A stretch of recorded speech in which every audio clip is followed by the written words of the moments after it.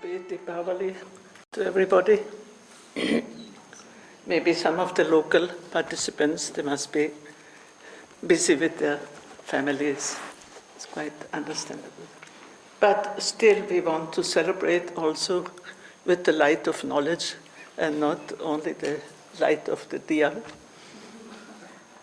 So we start with the verse Prakashamani, which we learned yesterday at 10:30 on that spiritual light, the light of the ultimate reality.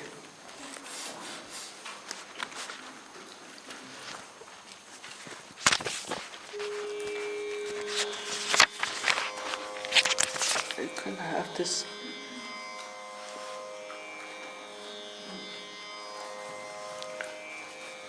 I know it by heart.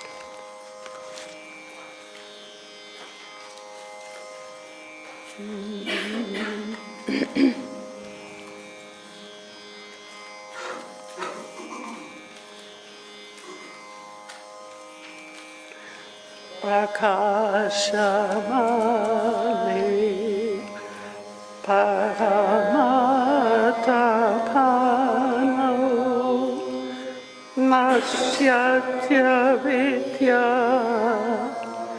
Timire Samaste Tada Buddha Nirmala Drishtayopi Kinchinna Pashyanti Bhava Prapancham.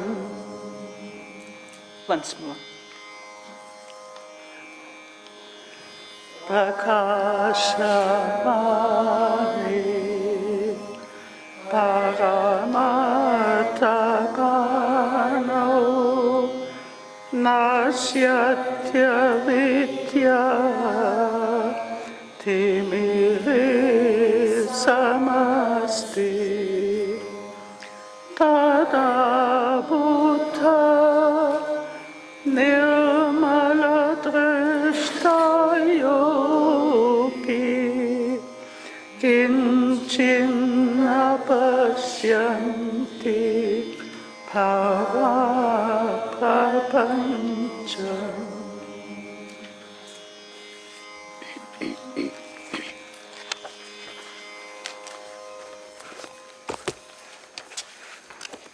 The real Diwali sweets I can offer you are a few beautiful verses which are coming now. I hope you can also get the rasa of that beauty, not only the seriousness, but also the beauty. Yesterday we ended with this very important verse, Grahya Grahaka Samviti Samanya Sarvadehinam Yoginam tu Visheshosti Sambandhe Savathanata. And I just want to quote here Swami Lakshman's comment, which is very clear and very direct. This contact between subject and object, which is common to all living beings, and the difference of yogis, it is not expressed in this way, but he speaks really from his experience and from his living with that. The difference of yogis is that they have divinity in each and every contact. And this is the sign of a saint. That whatever contact, the real saints or Jivan Muktas, it doesn't matter if somebody is a beggar or a king or anything, but they have the same feeling, the same divinity in each and every contact. I think this is a beautiful comment on this verse. As we recite from 107, 108, 109, 110,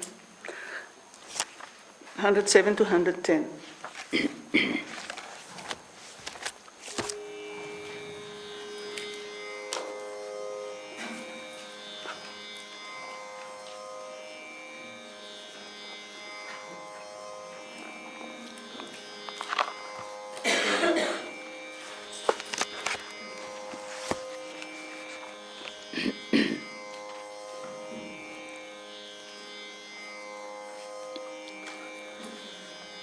Svavat anya sharirepi samvikti manupavayit apikshan svasharirasya tyaktva vyapidinai bhavit niradharam manakritva vikalpana vikalpayit tadatma paramatma tve Bhairavo mrigaluchani Sarvajña sarvakatacha vyapaka parameshvara sa evaham Śaiva dharma iti natyat bhavit Shiva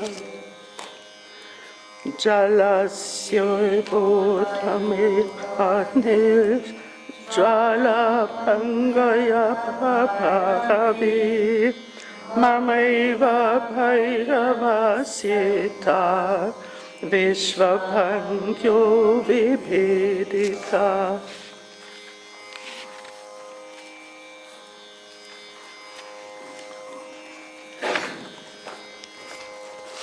Yesterday I said that this attaining a state of equanimity, a quality, samatha, this is the basis for compassion. And feeling the same consciousness in every being. And that was this universal pervasion of consciousness in every being, which necessarily leads you to a sense of compassion, because you can feel in every being the same pain and happiness and whatever feelings are there. And 107 is that it makes it more explicit. One should experience the consciousness also in the body of others as in one's own. Giving up the concern for one's own body, one becomes all-pervading within days. Now you can find so many examples of people who saved the life of others by risking their own life. And this has happened in any situation of disaster. You can read in the paper also. People, even now in the flood in Kashmir, people jumping in the water to save some child or some, risking their own life. So this is exactly what is happening here. Not thinking of your own safety, your own survival, but of the life of others. And the result of this, again and again, this becoming supportless, not depending on any support, and one attains that state of pervasion, all pervasion, which is the divine state, vyapi, becoming all-pervasive, because, of course, consciousness is all-pervasive.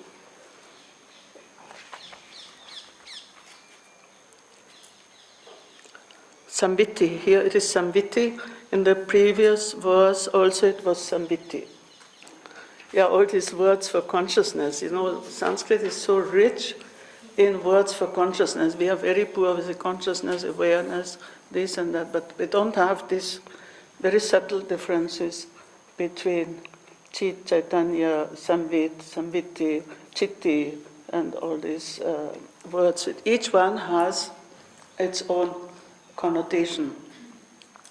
Now here Samviti, because it is not just consciousness in the abstract, like Chit, but the active consciousness, awareness. Awareness is what we actively experience.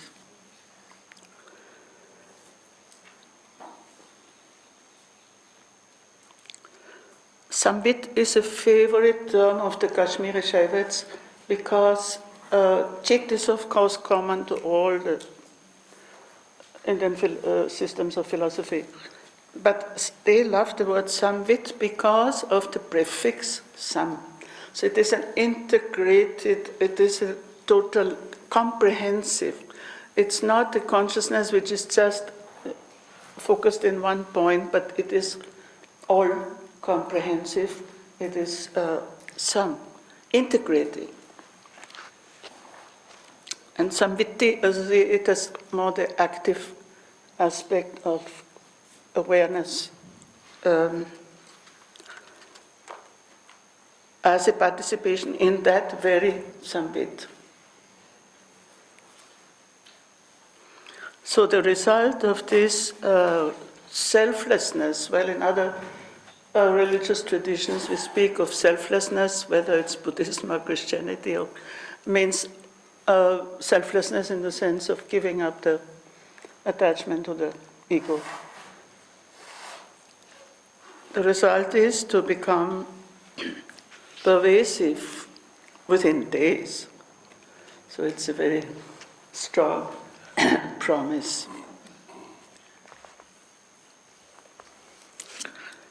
Now 108 is a kind of summary statement of all these practices on supportlessness. It summarizes them in a very general way, freeing the mind of all support. One should not allow any thought to arise.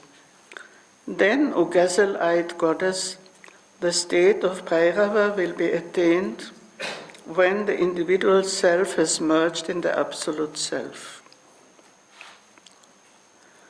So this is the actual result of this supportlessness, contemplation on being free of any support. Tada, yes, Swamiji says it's not tat atma, but tada atma paramatma tve. Then, that atma here means individual self, it merges in the Supreme Self, which is the divine, which is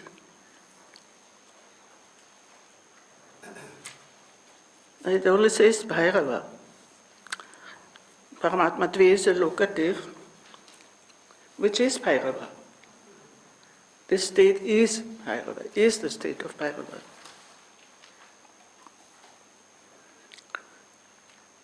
So it sounds very abstract, and how can one practice with this?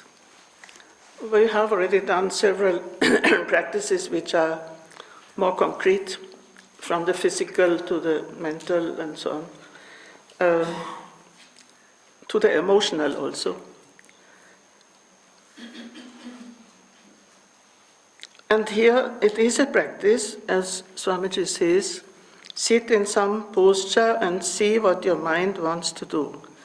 When it moves to function, do not give any place to its existence. Do not let it go out in any way. Niradhara manakritva. Well, it is what many of us are doing in meditation. Some thought is coming and then you bring it back, and you don't allow the thought to disturb you.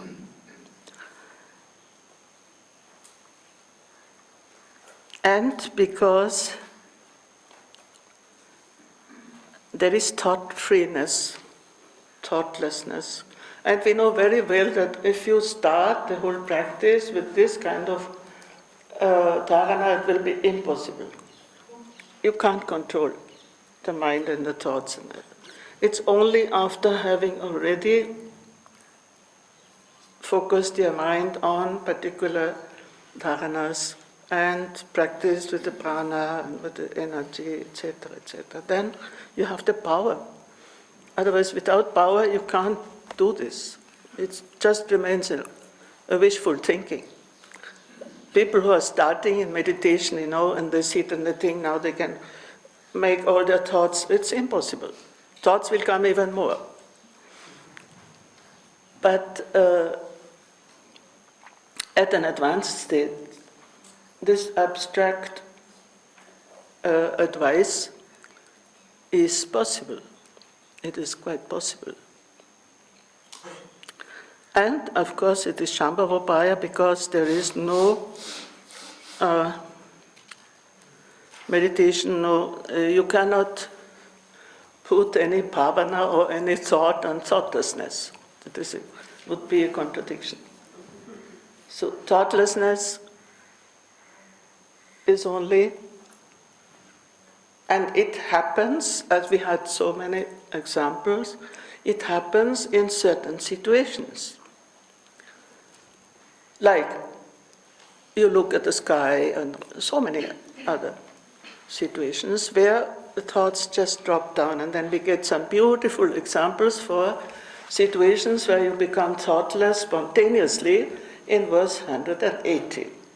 Famous verse 180. We'll come to that. But here it really looks like an actual, the yogi has to free the mind from its activity by denying it any support. So I think this is a question of practice and of experience. It is definitely possible when you have already gone through a number of other practices. And now 109. See, the wonderful thing about Vijnāna Bhairava, I say one reason why this text is so universal. It is not bound only to Shaivism or to Kashmir Śaivism or to any very particular tradition. It is so universal because it gives you practices, leaving alone the name Bhairava or the name Shiva, but it gives you practices which are universally acceptable. Some are very close to Buddhism, some are very close to other spiritual traditions. But there was no question of God. See, many spiritual texts, they say you have to meditate on God in this way, that way, and so on. But you have gone through 108 verses. Although it says at the end you become Shiva, but that means precisely it's only a question of a process of transformation. And as Bhairava says at the very beginning in his response to Bhairavi, that this God, this Bhairava, can never become an object, and he is without space, time, form, etc. Is totally, you cannot imagine him, you cannot objectify him in any way. And that is why the whole practice is you liberate yourself from all these projections and all these ideas you have about God. But after 108 verses, then the way is free for the divine. And this is so subtle, how this text takes you through your own experience to the experience of the divine. And there are only 3 verses on, let us say, God. That is 109, 132, and 127 in the sense that it describes Bhairava. 127 describes Bhairava, but there are 2 verses on the divine, 109 and 132. And even there, the only way you can approach God is by discovering your identity, by becoming one. As I said, even in the ritual tradition of Shaiva Siddhanta, it says, unless you become Shiva, you cannot worship Shiva.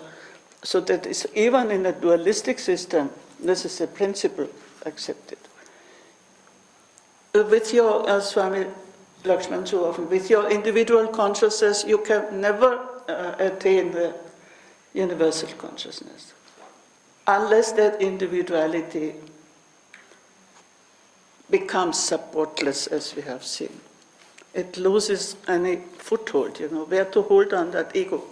It's gone, it is all gone.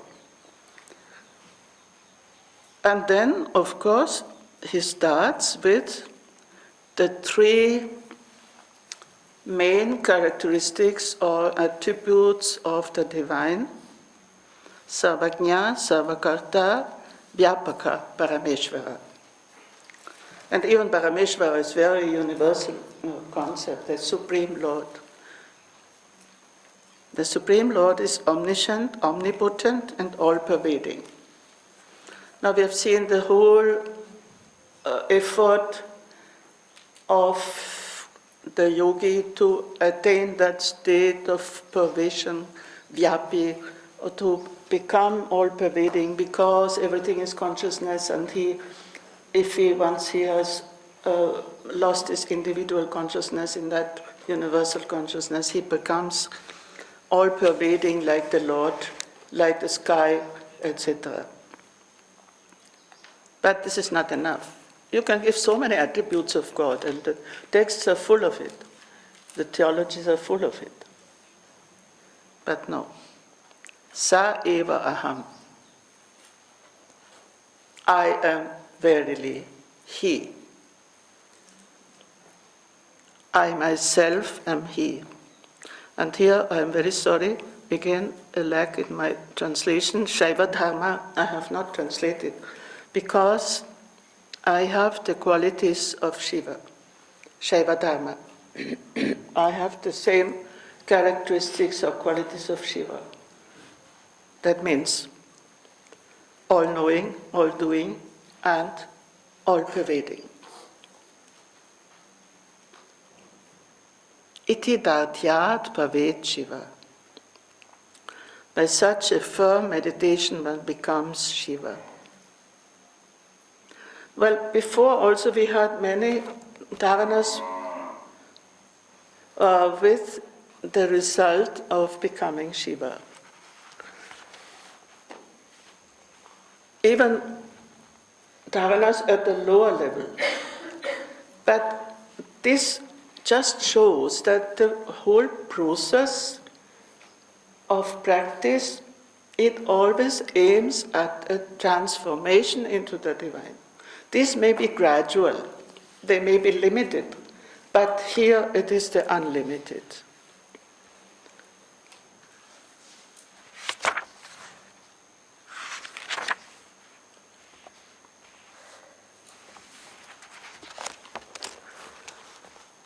Sa eva aham. So this identification with the divine I, the divine aham, we have already said that there are these mantras. You can do it with the mantra, Shivoham or Soham, and the Hamsa mantra already has come, so Hamsa and Soham is the same mantra, depends where you start, and it comes again at the end. But this is not a mantra here. Here it is an experience. So the mantra can be leading you by a kind of bhavana. So you train yourself in that way. That was my true identity, it is divine. Shivoham, Shivoham, Shivoham. But here it is an experience. But it is still something to be held, iti dhartyat, with a firmness. That firmness is often stressed in these practices because you may have a momentary enlightenment, but that if it is not held, that's why the word dharana, dharayet, etc. If you cannot hold it, if you cannot stay with it, it may evaporate. So the task, and this is what my master always said, don't think that you have reached a very high level of experience. Don't stop your process of awareness. You have to, that silence, interiority. So you can hold that only if you are firm. So there's a whole process which has brought us up to this point, and even then this firmness is required. So I have translated by such a firm meditation, but the word meditation doesn't occur. It's only by firmness. So I still want to condense the translation to only the words which are actually coming in the verse. It's not meditation. Now Jaidev Singh says, and he definitely got it also from our common guru, this is the dharana of the first phase of pratyabhijna. Now the ultimate realization is one of recognition, recognizing your own identity as divine.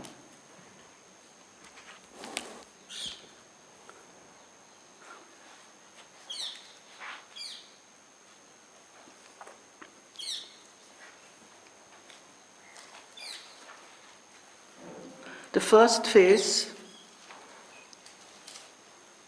of recognition, because it still requires that firmness.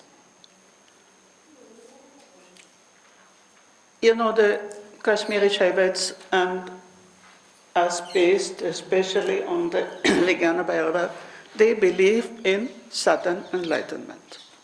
In Buddhism, you have these two schools, gradual enlightenment, sudden enlightenment.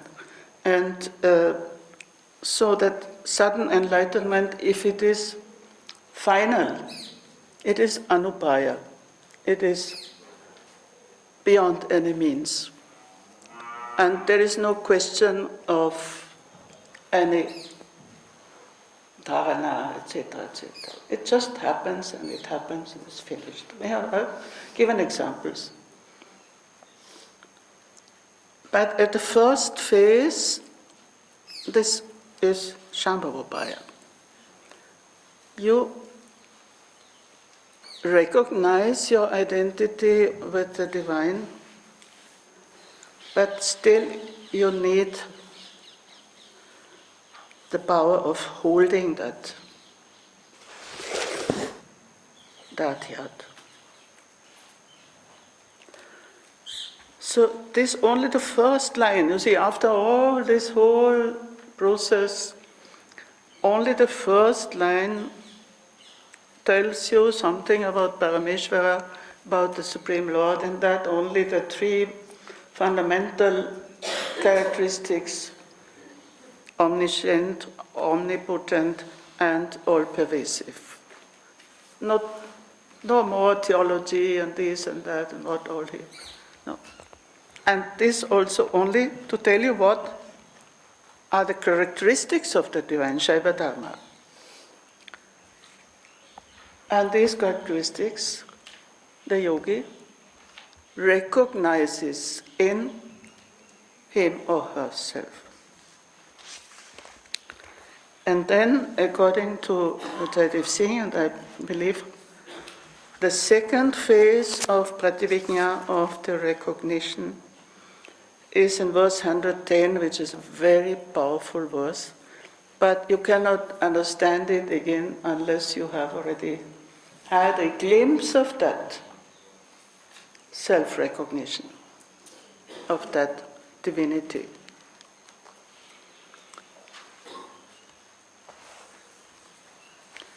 Just as waves arise from water, flames from fire, and rays from the sun, In the same way, the differentiated aspects of the universe have sprung from me, Bhairava.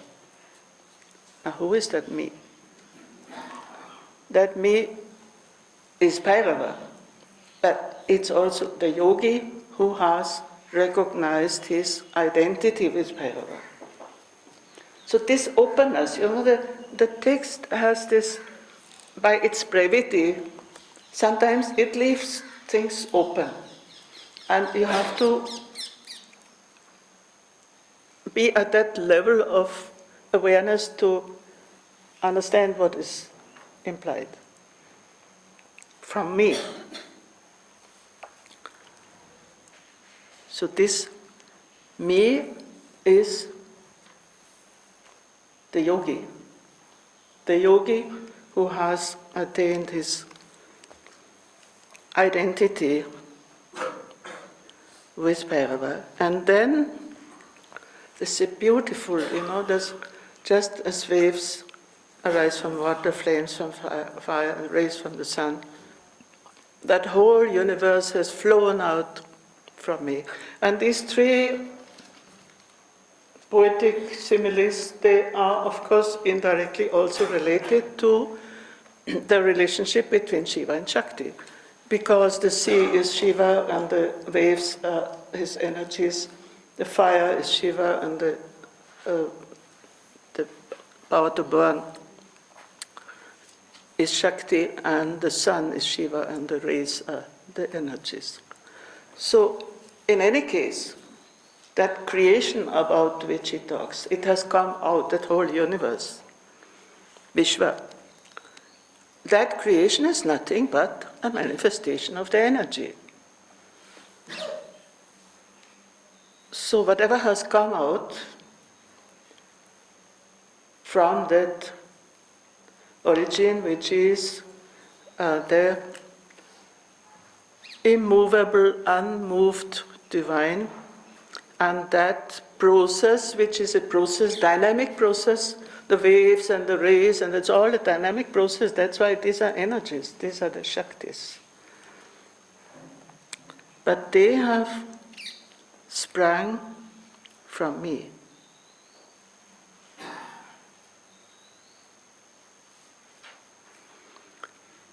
So this corresponds to the second phase of Pativijñā, the self-recognition as divine, and it corresponds to, I have spoken about this word vyapti sometimes, this pervasion, and there are different levels of vyapti, different, you even starting from the body, you're pervading the body, the mind, etc. This is Vishva Vyapti, universal pervasion.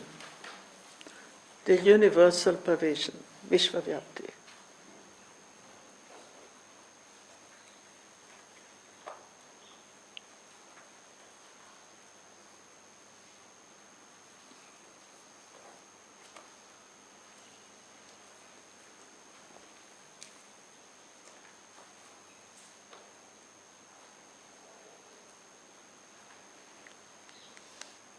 All the universal currents are one with me, they rise from me who is one with Bhairava.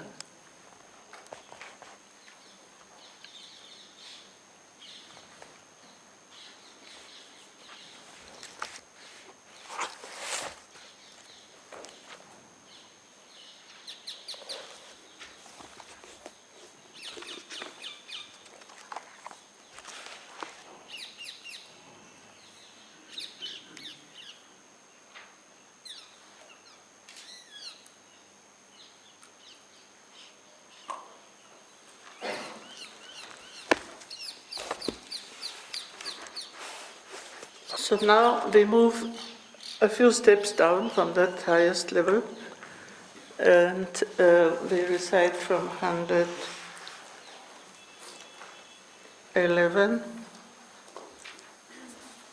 12,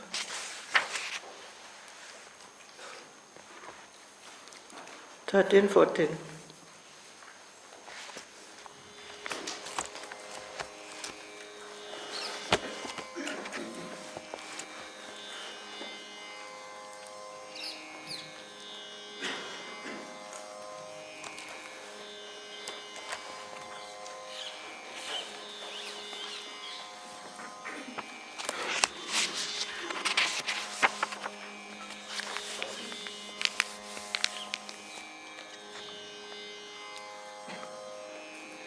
Rantva pantva sharirina tvaritantu vipatanat kshobha shakti viramena parasanjayati dasha adharishvatva shaktya Ajnana chittayena jata shakti samadesha kshopanti bhairavam vapu sampradayamiyam devi shrinu samyak vadamya kaivalyam chayate satyo Netrayo stattamatayo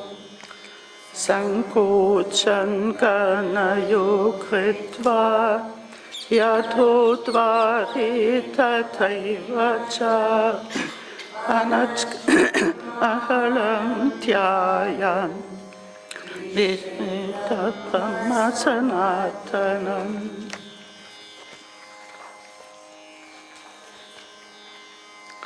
These are different, we have reached a very high level, but still there are practices which can be done, that people shouldn't get discouraged, something which can be done or experienced. And one example is 111. If one moves around and round with the body and suddenly falls on the ground, then when the energy of agitation comes to an end, the supreme state arises. Now this moving around,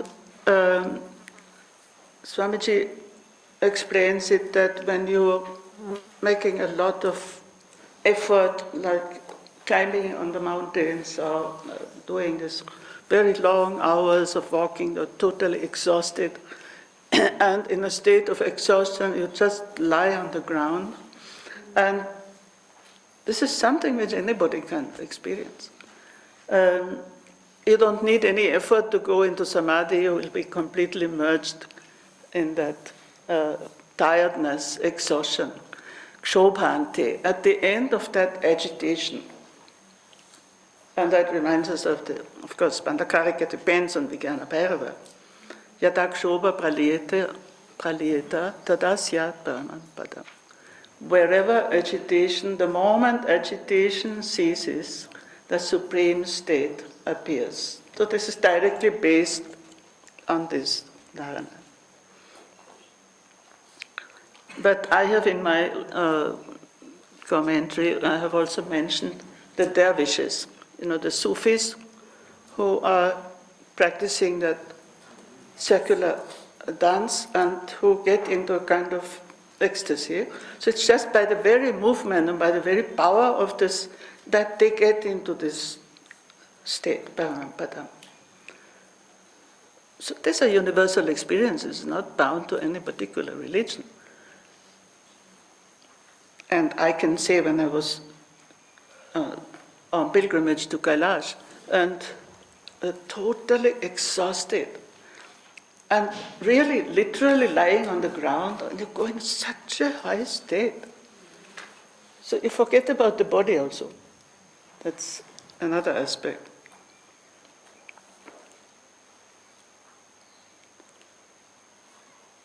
Falling on the ground. So why this comes here, I cannot explain, but it is a spontaneous experience. It is not, the dervishes, of course, they do it in order to get into that state. But it can be spontaneous. Yes? We have that Gujarati Garba. In the Garba, some people go in a trance when they go round and round and round. You mean Kathak? Kathak? Garba is like a dance. Kathak dance. And in that, the dancing process. Yeah. The question is whether they do it for getting into that state. In the case of the dervishes, surely. but I'm not very sure about the dancers. It depends on their state of mind.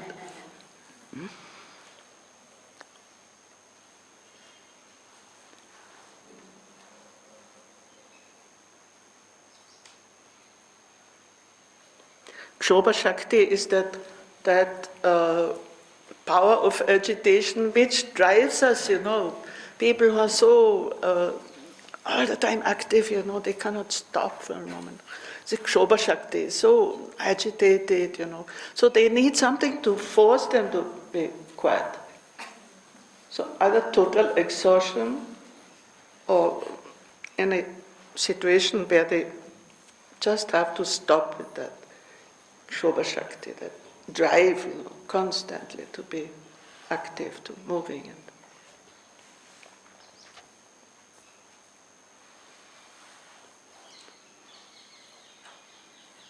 Swamiji says, this is first class Shambhava. You have to do nothing. Only enter in God consciousness after resting. It's very consoling that there are such easy ways of getting Shambhava.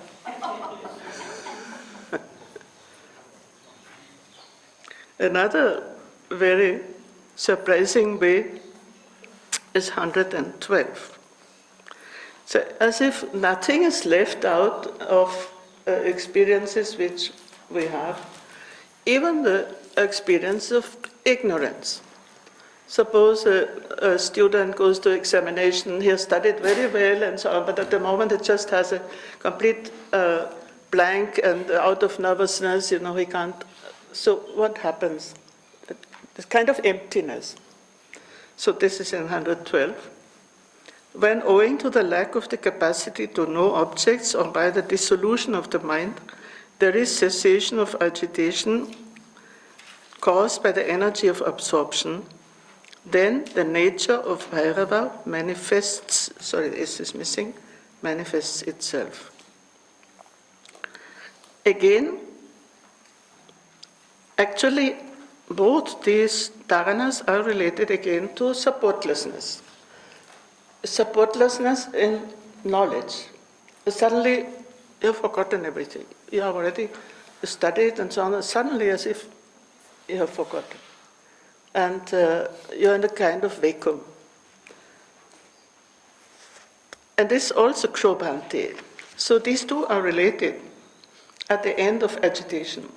So agitation means so much of knowledge, and you have to remember all this. You know how the students are the night before exam, they're fully nervous and so on. And then in the moment of the meditation, it is gone. Kshobhanti. So that agitation has ceased.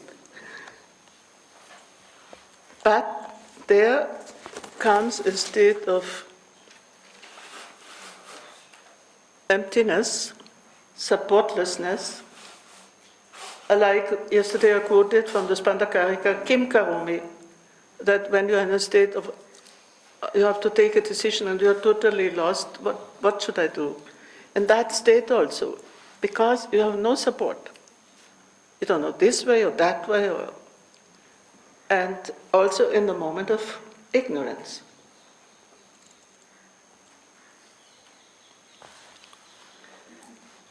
What happens in the end, enter in that curiosity only. Just meditate on that curiosity in which you are floating without understanding anything. It's very consoling because knowledge in the sense of accumulation of knowledge is also an agitation, kshobha. It is an agitation. And if you are just suddenly empty, citta layena, or by the dissolution of the mind, of course that can be a higher state also. There are examples of some of the saints, when they're at the school age, even Swamiji, In school, he would go into samadhi, and then the teacher would beat him and so on. But so this is chitta layina. So he is in a different state, but so he cannot answer the questions. We have examples from other saints also. Chitta, that the mind is just dissolved because of a higher state. It can be a lower state or a higher state. Chitta layina. And then, and Swamiji gives an example of his own. He had one extremely bright student who is now Professor Sanderson in Oxford. And even when he was a student, he was extremely bright. And he used to ask very difficult questions about the text. And then Swamiji said that sometimes he couldn't find the answer. He knew it, but of course his English was also not so perfect. And he couldn't express himself. Then he said, for example, when I cannot explain a shloka, I'm ashamed. But then I disappear in my own nature. So beautiful. Just unmind your mind and melt in your own nature. Then the Shakti chakras, the wheel of the energies of Lord Shiva, rise in your own nature and you get entry in God consciousness. Of course, in his case. But, so this ignorance, so even ignorance is a way of, as it says, unminding your mind. And here comes a word which I have to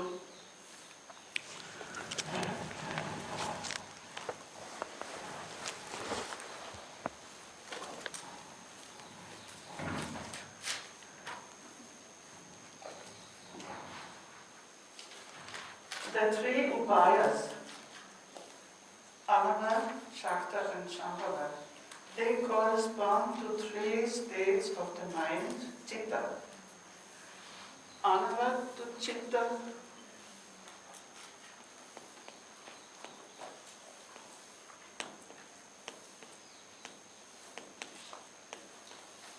chitta vishranti means pacification of the mind, what happens in the Anavapaya. What happens at the Shaktopaya is chitta sambodha.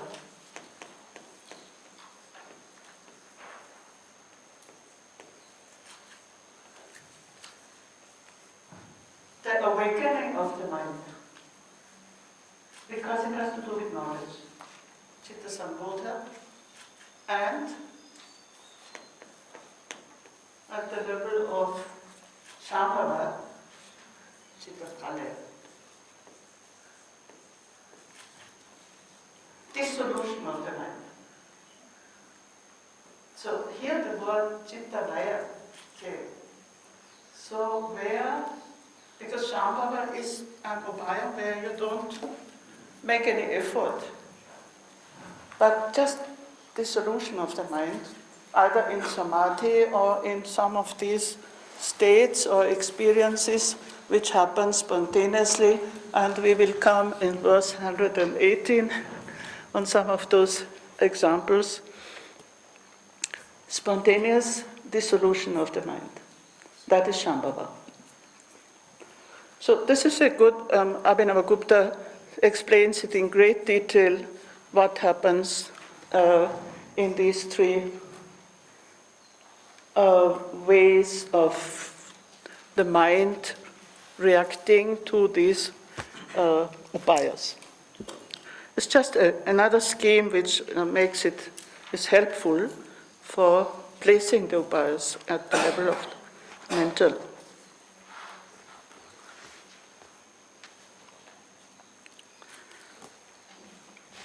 So chitta laya can also happen by complete forgetfulness. See what happens when, that is a very important question for people who are in the medical field, a person goes into coma.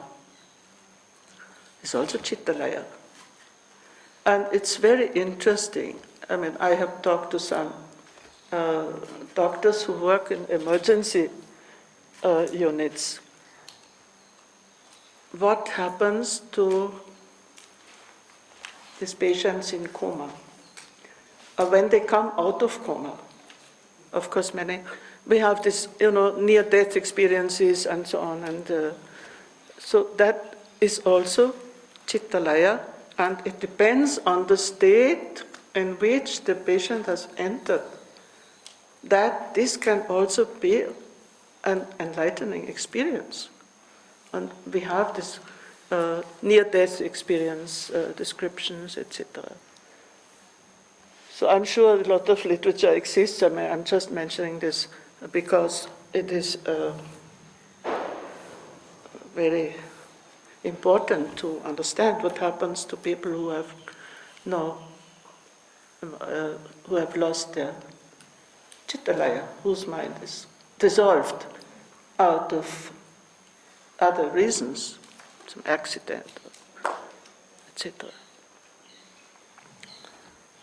So these are two ways, ignorance and dissolution of the mind.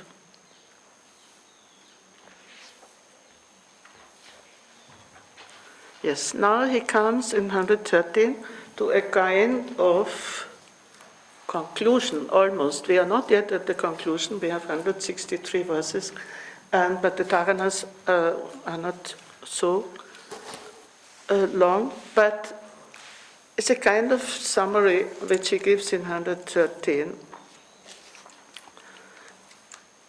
O Goddess, listen to this mystical tradition. I shall reveal it to you completely. As if here, he picks up the thread and he introduces somehow some of the very important verses which are following, which are coming towards the end of all the dharanas.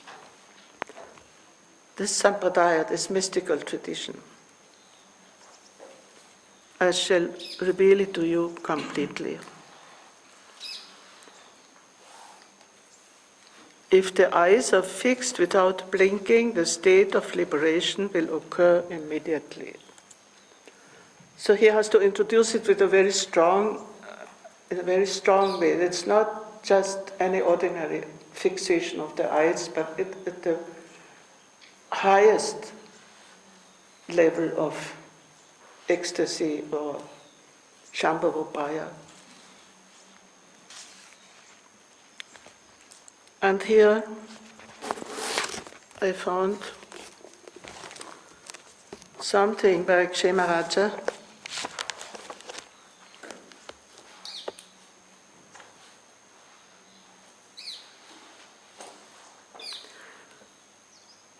In his commentary on the Swachanda Tantra,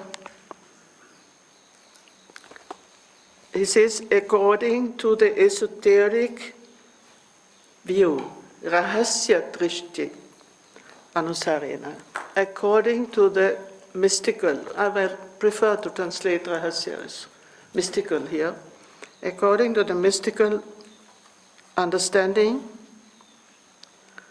this fixing the eyes means nirlakshya stabda drishti bandha. Fixing the eyes means they have no object, nirlakshya. As Abhinavagupta says in one of his hymns, seeing without seeing, it is that state. It's open eyes, at first you have Nirmilana Samadhi, then Unmilana Samadhi. The open eyes, they show a higher state because you have already interiorized everything, so you're not losing your inner awareness by opening the eyes, and then, but stabda means fixed eyes, which have nirlakshya, which do not have any object. Shanta, vikalita abhilasha prakshina, sakala vikalpa jala. And this state shows a peaceful state in which all desires have been dissolved. Vikalita abhilasha pakshina sakala vikalpa jala, and the whole net of thoughts is dissolved. So this is only this mystical drishti, seeing with open eyes when you have no object, nirlakshya, and all desires and all thoughts have dissolved. So obviously it's a very high state. And I was surprised when I was in Tiruvannamalai last January, and I was thinking, all the photos of Raman Maharshi are with open eyes. I have not found a single photo in samadhi, with closed eyes. So he was always in that state. Like we have photos in samadhi of Swami Rama, my guru, etc. But I have not found. So Raman Maharshi, these open eyes which have no object and where all desires and all thoughts have already dissolved. So this, I was very happy to find this.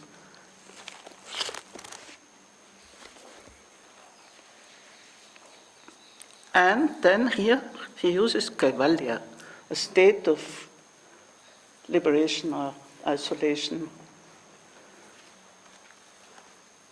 Stapta matra.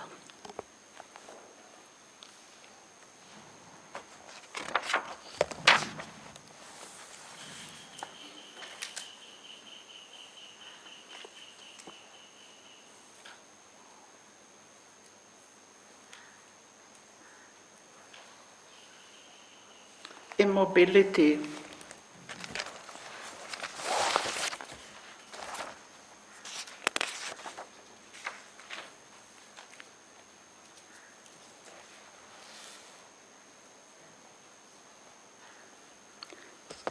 Well, it is also an aspect of Bhairavi mudra. We had in verse 77 those mudras, and Bhairavi mudra is, Bhairava, Bhairavi mudra is the same. It is that with open eyes, seeing without seeing. It is an aspect of Bhairavi mudra. So that,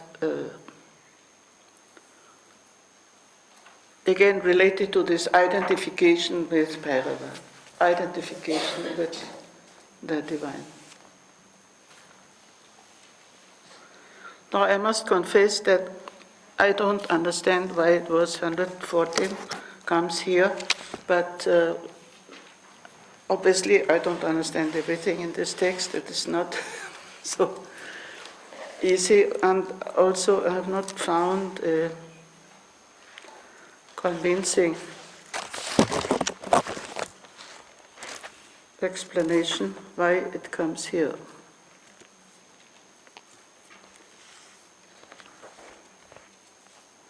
Because we are at the level of Shambhavabhaya. But here still he is doing something. Vishet Brahma Sanatanam. Closing one's ears and simultaneously closing the lower opening, the anus, means pressing, one should meditate on the sound without vowel and consonant. Then one will enter the eternal Brahman. But it's closing the ears or the eyes? Karnayo. The ears. It is still something is being done to produce that anahatanada. It is anahata because, but still some condition has to be created for that anahata. to rise. Sound without vowel and consonant is obviously an unutterable sound. So that is that internal nada. There is a lot about this in the Netra Tantra, how this anahata nada, it is like a very subtle, or so subtle that it pierces all the chakras like a needle piercing through with a very subtle sound. But definitely it comes, even in the Netra Tantra it comes also, you remember? Yeah.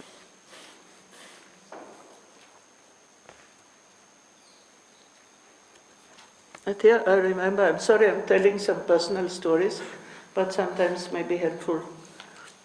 Thakur Jaidev Singh, who has done so much work on translating all these Kashmir Śaiva texts for the first time into English, and he was a very faithful disciple of Swami Lakshman. He was 92 and he was nearing death. And he was in hospital, and I saw him in hospital, and it was just a few days before he passed away. And he was always sitting in his bed and holding his hands on his ears. Then his attendant was trying to remove the hands. He said, no, I am hearing that inner nada. Don't disturb me. So these people, they are living, they have lived with these texts and they have experienced it. So definitely it has an inner effect.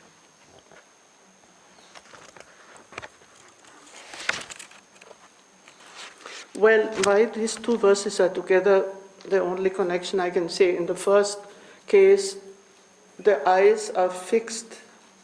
This is the eyes. The second case, the ears are closed. And in both cases, you enter a very high state, Brahma Sanatanam. Now, you still have capacity to hear, or you're already in the Diwali mood? Then we can do a few very important verses more. We recite 115, 116, from 115 to 118. Whether we can complete it this morning or tomorrow, it doesn't matter, but let us recite them.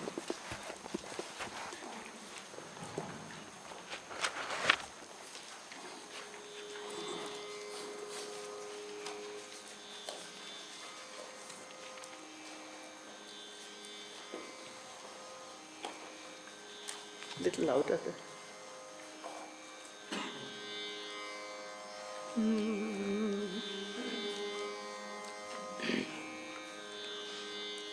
Upadike mahagate stitvopare nirikshanat avikalpamate samyak satyashchittalayas sputam yatra yatra manyo yati bahye vabhyantare piva tatra tatra shivavasta vyapakatvat kvaryasyati yatra yatra kshamagena chaitanyam yajyati vibhu tasya dhammatramitva chillaya haritatmata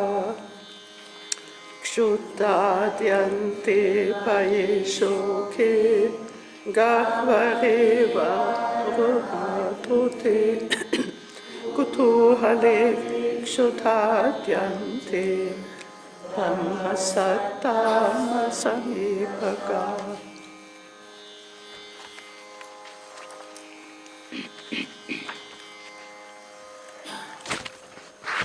Now you have this word chittalaya. So here it comes in several cases. Occasions when the mind gets dissolved spontaneously. By standing above a deep well or any abyss and fixing one's eyes on the bottom of the well or abyss, one becomes completely free from thoughts, and immediately the mind will certainly be dissolved. So here, this is all Shambhava avastha, state, Shambhava state, but which can happen spontaneously. And that is why the Vijnana Bhairava is that text which gives you more scope for spontaneous experiences. The many yoga texts, they give you prescriptions, you have to do like this, and so on and so on. But not so much scope for that spontaneity. And Vijnana Bhairava is the really unique example for these spontaneous experiences which empty your mind of thoughts where otherwise you're making a lot of effort and so hours and hours in meditation and still it doesn't happen and so on. But here, spontaneously. And this is really something very easy. If you are in high mountains and suddenly there is a deep gorge or something and you just look down and it's completely as if the thoughts are just dropping down. And of course in the plains it's a well because in the plains they don't have so much of a scope. But I have a friend who belongs to this tradition. She lives in Delhi in the maybe 4th or 5th floor. And she has a habit, in the morning she goes on her balcony just looking down. So you have these high-rise buildings. And just looking down, you'll be just emptied of your thoughts.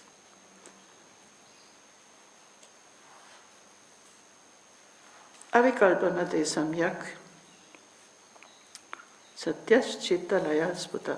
So this immediately, spontaneously.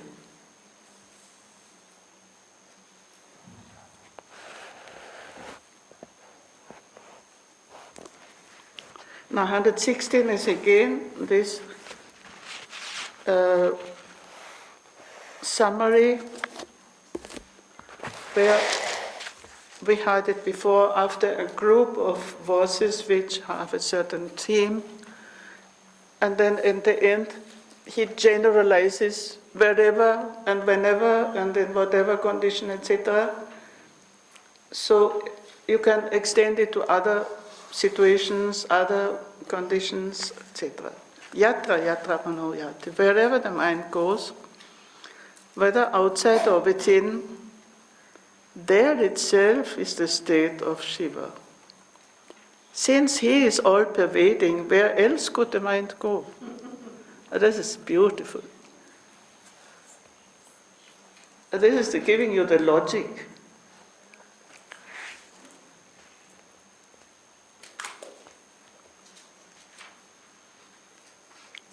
And which gives you, and this is beautiful, gives you that freedom. Now, suppose you're doing very serious silent retreat and you're practicing with a lot of seriousness and trying to control your mind and all that and so on. But then once you read this, it gives you so much freedom that, okay, let the mind go. Let it go. Where else it will go? If everything is Shiva. That goes to some nonsense, that is also Shiva. But it will not go to nonsense because you already have reached the Shambhava state. And he doesn't tell you this in verse number 24. Verse number 24, where you're starting the practice, then it will make you confused. But at this level, that you have already, this whole divinization has already taken place. Sa eva aham, I am he, soham. You have already realized that Shiva is everywhere. So what is the problem? You look at the tree, or you look at anything, or you listen, all the senses. Whether within or outside. And the condition is, of course, vyapakatvat, because he is all-pervasive. He pervades everything in the universe.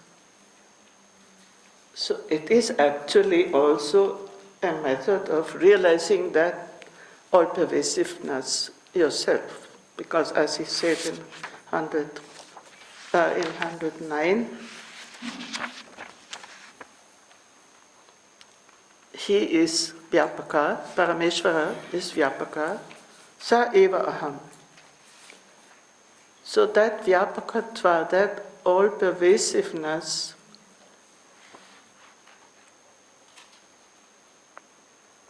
you have to apply it everywhere. And that's why, my master used to say, don't expect that you'll get enlightenment in your meditation room. You'll get it in the kitchen or in the marketplace or anywhere where you don't expect it. But you're already on that path and in that spirit that the divine is all pervasive. And then you can get it anywhere. He doesn't have any limitation that he has to be sitting in the temple only. Poor fellow, he has to be sitting in the temple only. So what about the other places? We are limiting God. We are limiting God, and then this vyapakatva, this pervasiveness, that gets lost. And this is his main characteristic. He is pervading each and every atom of the universe. And then, where will the mind go when he is not? So actually, it's a mystical expression.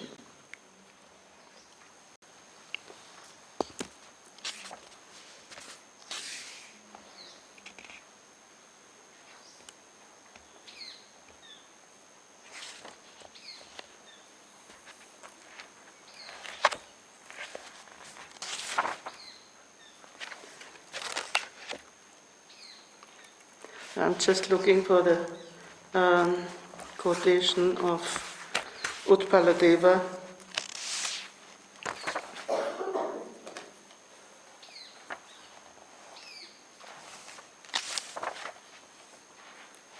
I have to translate it. The main philosophical text of the philosophy of recognition by Utpaladeva Ishvara Pativijñākārika.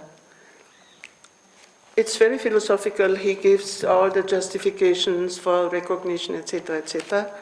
But at the end, in the fourth karika, he breaks into that mystical exclamation. All this is my glory. My means that yogi, that who has that experience of recognition. Who has such an insight becomes the innermost self of the universe. His nature is divine, even if he is still full of thoughts. Even when his thoughts, I'm sorry, I don't have the Sanskrit here, but Vikalpanam prasarepi. Even when the thoughts are still flowing, his nature is divine. And this is that, both inner and outer. So it's not only external, but also the feelings, whatever feelings come, they are also a part of that divine nature which is all-pervading, everywhere. Vyapakatvat kvayasiti. Where else could the mind go?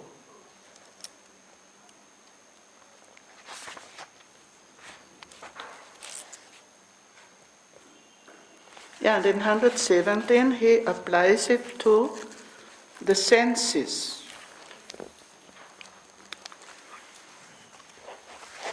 We know that there are different practices with the sense organs, and we had even closing all the senses with mudra and with other ways of closing the senses. But once you have reached that state, then the senses are no longer an obstacle, but they are a way to the same. 117. Whenever the universal consciousness of the all-pervading Lord is revealed through any of the sense organs, since their nature is the same than the universal consciousness, then by absorption into pure consciousness, the fullness of the self will be attained. Again, Chittalaya, Paritatmata. So, through all the senses, Akshamarga, through the path of any sense organ, Chaitanyam Vyachati, this divine consciousness is manifested.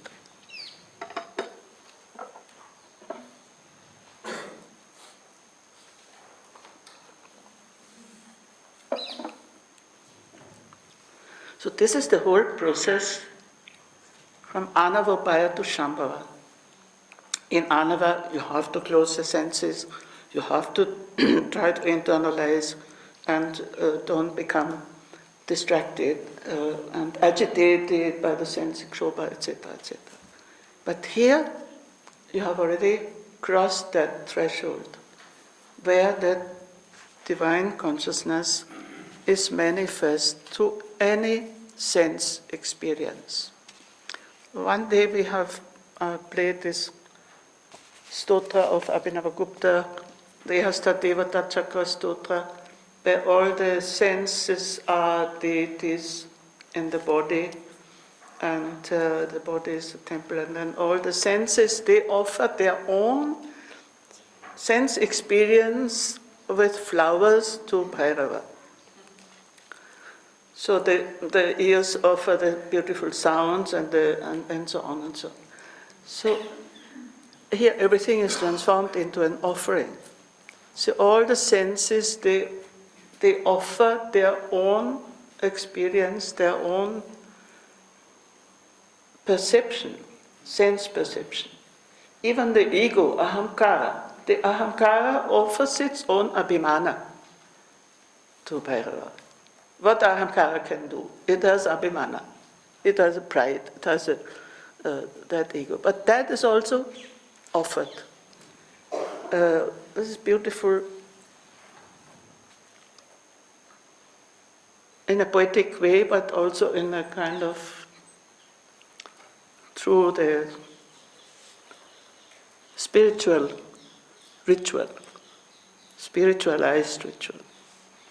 So by whatever sense perception that divine consciousness is revealed,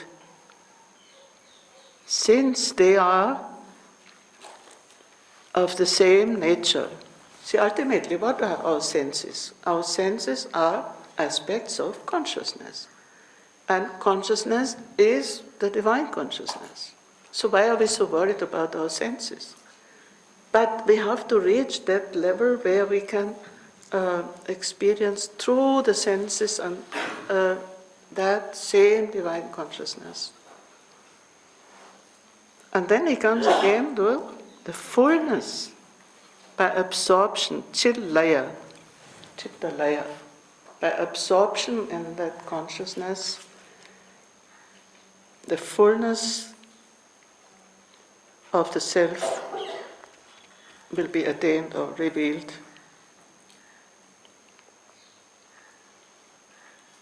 God consciousness is functioning in all these perceptions, all the sense perceptions.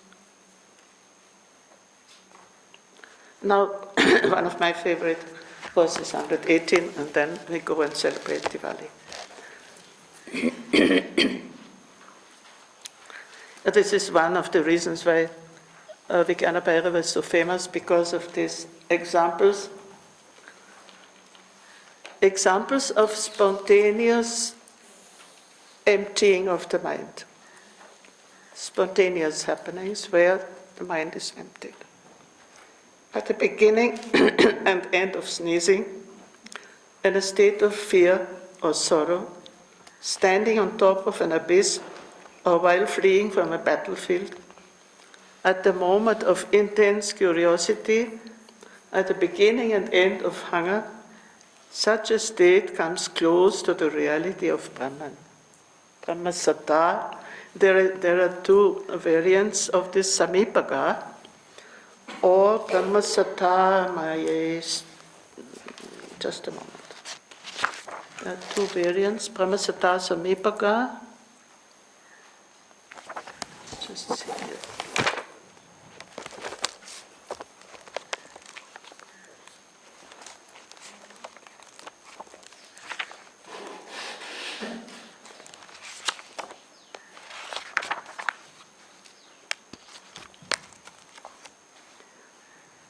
Or Brahmasatamayi Dasha. So either the state of the reality of Brahman, or to come close to the reality of Brahman. The meaning doesn't change much.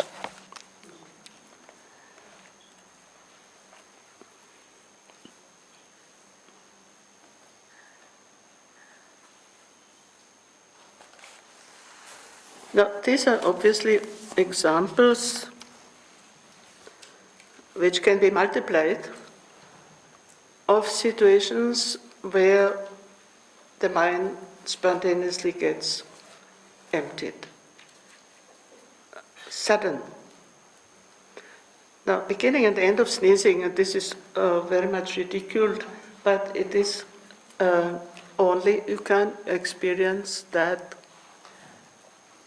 moment of emptiness only if you already have a certain state of awareness.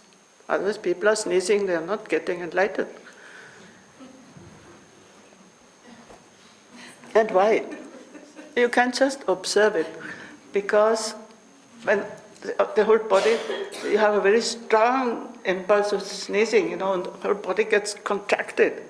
And then it comes out, let it go out. But at the end also, end is not so easy to catch. Beginning is more easy, because everything gets contracted, and you just only, in that moment when the sneezing starts, again the beginning moment. End I have not really, I don't know exactly, but maybe people who are very sensitive, they can catch the end also. Now, fear or sorrow,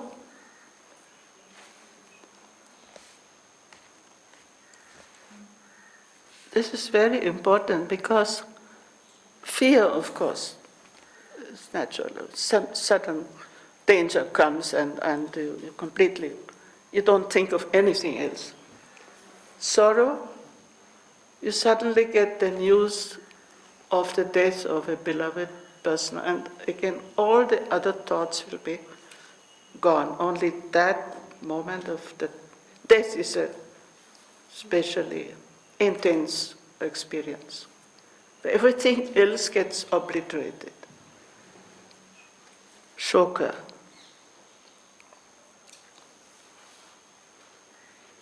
Now the abyss, we already had it in the previous verse, where you look down an abyss.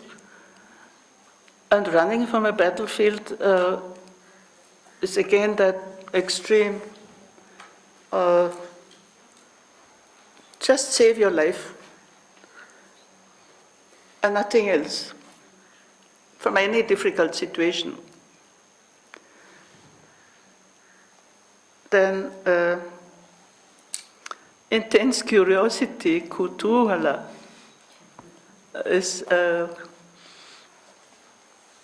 maybe in some cases, children are the best examples because children are not too much burdened by their mental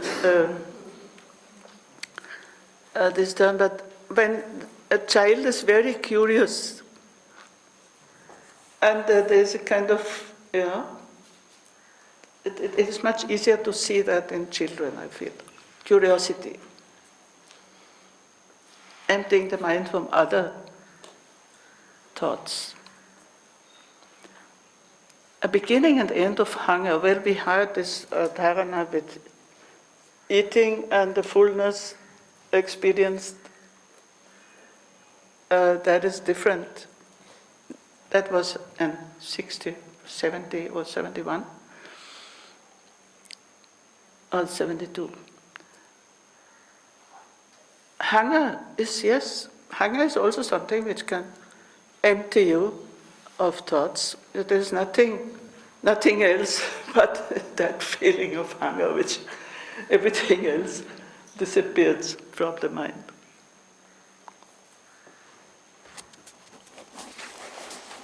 See, all these states are coming close to the reality of the Absolute. Brahma Sata, Samipaga. And here I'm going to the commentary. He says, Anavachinna Chit Ananda Spurata Samipaka. They come close, these states come close to a spurata, that flashing of the undivided bliss of consciousness. A flash of the undivided bliss of consciousness. That is that nearness to the state of Brahman.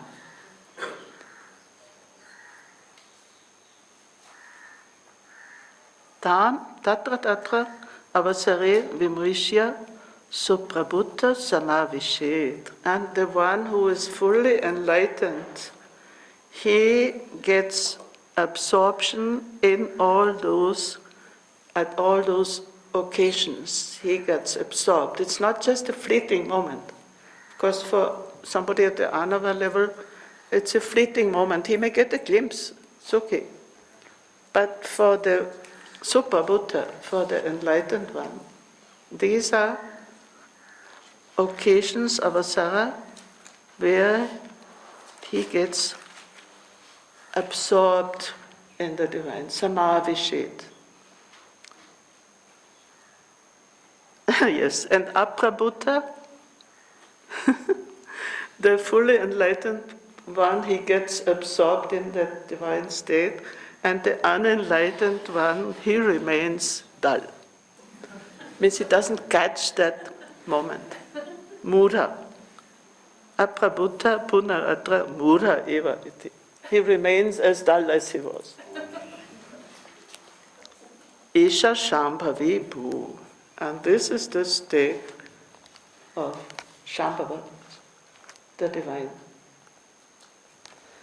So this is so beautiful in the sense that you can try to catch hold of such spontaneous moments where the mind gets emptied, whether by positive, negative, blissful, or sorrowful, or painful, or whatever.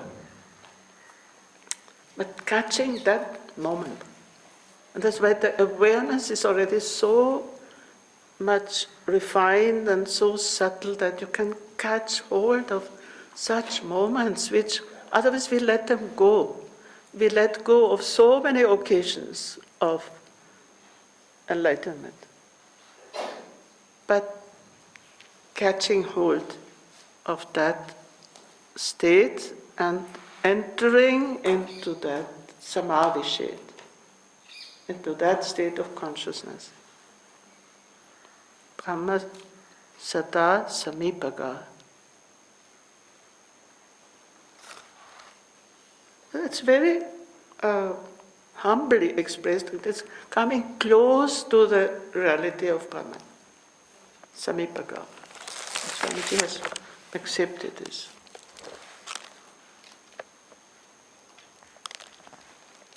I think this is a good moment to end and to start our Diwali.